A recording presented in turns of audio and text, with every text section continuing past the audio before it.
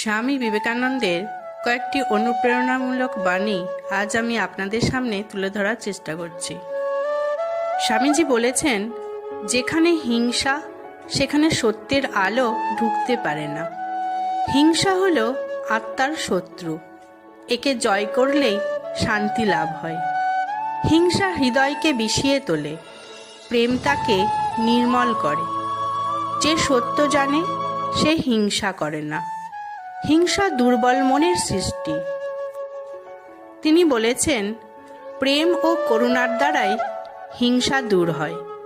হিংসা তোমার শক্তি কেড়ে নেয়, একে ত্যাগ করো। অন্যের সুখে আনন্দ করাই হিংসা জয় করার প্রথম ধাপ। হিংসা অন্ধকার, প্রেমই একমাত্র আলো। তিনি আরও বলেন, যে আত্মাকে দেখেছে তার মনে হিংসা থাকে না। হিংসা মানুষকে নিজ থেকেই দূরে সরিয়ে দেয়। অন্যকে হিংসা করা মানে নিজের শক্তিকে ধ্বংস করা। হিংসা এক অগ্নিশিখা, এতে তুমি অন্যকে নয় নিজেকেই পোড়াও।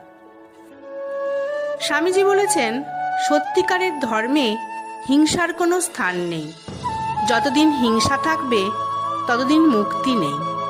হিংসা আত্মাকে ভারী করে দেয়, প্রেম তাকে হালকা করে। অন্যকে হিংসা করার বদলে তাকে অনুসরণ করো, শিখো। হিংসা তোমাকে পিছনে টেনে ধরে, এগোতে চাইলে প্রেম বেছে নাও। তিনি আরও বলেন, হিংসা দুর্বলতা, ক্ষমা শক্তি। হিংসা দূর হলে সত্যিকারের ভ্রাতৃত্ব প্রতিষ্ঠিত হয়। যে নিজেকে জানে সে আর হিংসা করে না। হিংসা ও ধর্ম একই হৃদয়ে থাকতে পারে না। প্রেম যত বাড়ে হিংসা তত ক্ষয় হয়। হিংসা আত্মাকে কলুষিত করে, জ্ঞান তাকে নির্মল করে।